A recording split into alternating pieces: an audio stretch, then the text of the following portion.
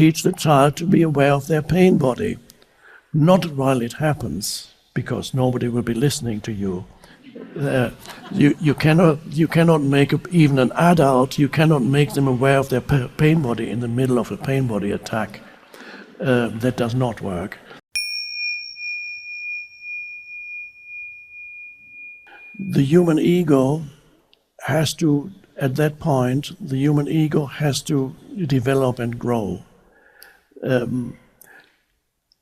Unfortunately, the way it is for most humans on the planet so far is the human ego should be a limited time period when it grows in a human being. Let's say up to the age of 20, 25, at the most 30. Let's say mid-20s, then you cannot prevent the arising of ego in a child and an adolescent, nor should you want to prevent it. It's not possible. They need to develop a sense of separate identity that is part of the evolution. The tragedy is, unfortunately, if people get stuck with that ego for the rest of their lives, they never go beyond it. So for a parent, to begin with parent, it's to observe the growth of the ego in the child, which already may start at the age of 2 or 3, when the child begins to, the child learns his or her name, and then the child learns that it is possible to possess something. It learns the concept of mine fairly early, and so it possesses a toy, and it learns the concept of my toy. That's the beginning of ego. And then also the beginning of the suffering that comes with ego identification, because if the toy is lost or disappears or somebody takes it, enormous suffering arises. Oh, my toy, mine. This is the early suffering of egoic consciousness. The next step would be for the child to assert that it is better in some ways than another. I can jump higher than you. Can you jump this high? No, you can't. Look at me. I can do it. And parents say, you're great, you're doing it. And that's fine if you don't overdo the praise. Give praise when praise is deserved, but don't just praise anything, because then there comes an inflation of praise, and that can create a narcissistic personality, which is an overblown ego. Many parents these days do that. They say, everything you do is so great, you're the greatest, you're wonderful. It feels good for the child, but when you print money, continue to print money, it loses its value. It's called inflation.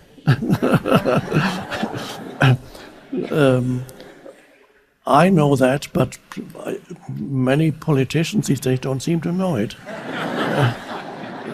And they probably have a degree in economics. But that's on the side.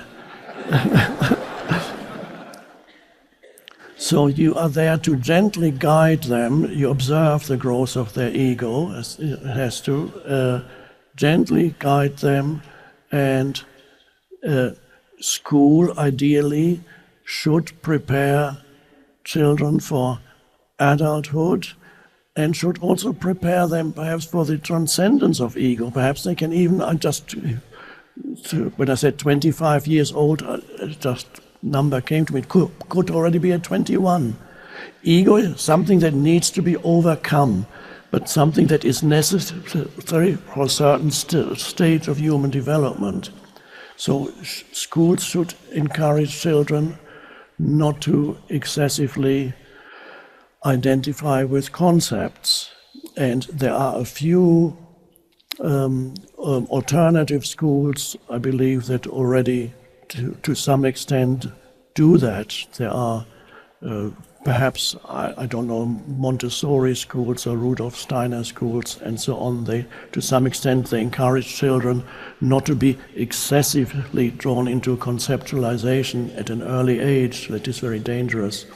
Also, to be given the devices at a very early age has a very detrimental effect on their development. I know it's an easy thing to do for parents, to keep them quiet, but it is not good for the growth of their consciousness. Children need to remain in touch for as long as possible with nature. Some way they need to be taken out into nature, even if it's just a park, but preferably out of the city periodically, where they are encouraged to interact with nature, leave all the devices behind. Every school should do that, take them out in groups where they spend time connecting with nature without their devices. These are all important things. Also to teach even abstract subjects like mathematics and so on at too early an age is also detrimental for their development. So there are many things that I know. I have met quite a few teachers over the years who are already bringing that into their classrooms. So, but so far, mostly on an individual basis. It's rare that it has become, for it to become already part of the official curriculum. That's still relatively rare. Although there are some schools now also, I don't know what schools they are, whether they may be private schools, they teach mindfulness, so-called. I don't often use that term, but basically mindful is to be present in what you do. I don't use that term because it implies that your mind is full, so I'd rather not use that. But they teach mindfulness. So for a parent, to encourage the child not to get lost in conceptualization, to encourage the child to continue to interact with nature. If you can't have an animal in the house that is nature too, a cat or a dog, encourage the child to look after the animal, to relate to the animal. Very important. Animal presence can be very important in a home, especially for children. So it requires teachers to finally establish the teaching of presence as part of the curriculum, and that implies also, it signifies to help children to become aware of their emotions. That's one of the most vital things. And if it's not taught at school, the parents have to do it. Well, the parents should do it anyway. Help the children to become aware of their emotions, because the emotions can wreak havoc with a child's life, and sometimes they get amplified in the teenage years when many adolescents become very hostile and they're consumed by negative emotions, by self-hatred, by hatred of others, by hatred of everything, very destructive emotions. So the most vital thing that a child already at an age of 4 or 5 needs to begin to be taught to observe his or her emotional field rather than be always taken over by it. Many children, almost all children, already have pain bodies, some stronger than others, and that's another important point here, where when you observe the tantrum. Earlier in the previous session today, somebody said their mind is sometimes feels like a toddler's tantrum taking place in their mind. Yes, the tantrums of toddlers can be quite violent. They may throw themselves on the floor and scream or throw, and that is the pain body. So I would highly recommend, and this should be done at schools as part of the curriculum, and there should be children. There are a few children's books that teach that also, teach the child to be aware of their pain body, not while it happens, because nobody will be listening to you. You cannot make even an adult. You cannot make them aware of their pain body in the middle of a pain body attack. That does not work, because the only person you'll be speaking to is the pain body, and the pain body won't like it. But afterwards, the next day, you talk to the child. What happened yesterday when you threw yourself on the floor? What was that? What was that thing that got into you? What do you remember that? What was that thing? What did that feel like? If you had to make a drawing of it, what would it look like? That thing that got into you. What would that look like? What color is it? Encourage the child to place attention on the emotion, rather. In other words, there's a presence there that rather instead of being the emotion, the child can begin to become aware of the emotion. This does not necessarily prevent the next pain body attack, but then you do it again. Next pain body, and then next day you say, that happened again. Was it the same thing? Did it feel the same as before? Was it the same little gremlin there? If the child, but let the child use the terms. And then say, yes, it was the same. Okay, encourage perhaps the child to make a little painting of it. And the next time it happens, then you can say, well, in the middle of it or at the beginning of it, the tantrum is starting to happen, then you can say, there it is again, isn't it? And that can bring in awareness even while it's happening. But the child, you need to prepare the child first, otherwise it won't work.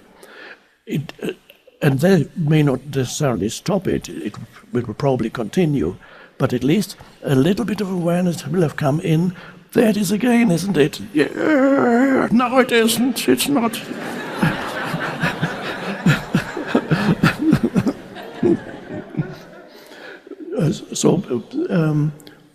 I also remember as a child, there was a time in my early teens, I had very negative emotions, very self-destructive, violent emotions. I didn't act them out, unfortunately, but I was almost consumed by very destructive emotions. And of course, nobody had any idea of presence or mindfulness at that time anywhere. Would have been unheard of. And virtually all parents were very unconscious. At least nowadays there's a certain percentage of parents that are relatively conscious and bring up their children consciously as much as possible. But even then, you will find the difficulty of dealing with the child's emotions. So very, very important at an early age, begin to teach the child to be conscious of their emotions rather than being taken over by the emotions. The worst thing you can do is when the child has a pain body attack, allow it to trigger your pain body, which unfortunately happens quite a lot too, because the energy of the pain body is so raw and there's such aggression in it that an unconscious parent will be drawn into deeper unconsciousness and then react and start shouting, "Stop it! Stop it!" Of course, it won't stop it. So the pain body has spread even to the parent. So these are all important things to bring presence so that the teenage years then become a little easier. Another important thing that also should be practiced at school, but its home environment is very important. How do the parents live? When you bring up children, the greatest teaching is how the family relates to it, how the parents relate to each other, and so on. That's what the children absorb, rather than what they are being told. There should be the household. There should be presence in the household, in the family, environment. And a very important aspect of that is to listen to the child. It's amazing that this should be practiced also at schools, but more importantly at home, for the parent to listen to the child. And you would be amazed how many cases that doesn't happen at all, because the parents are so lost in doing. They have a busy life, they are lost in doing, and the only way they interact with the child is either telling the child what to do or what not to do.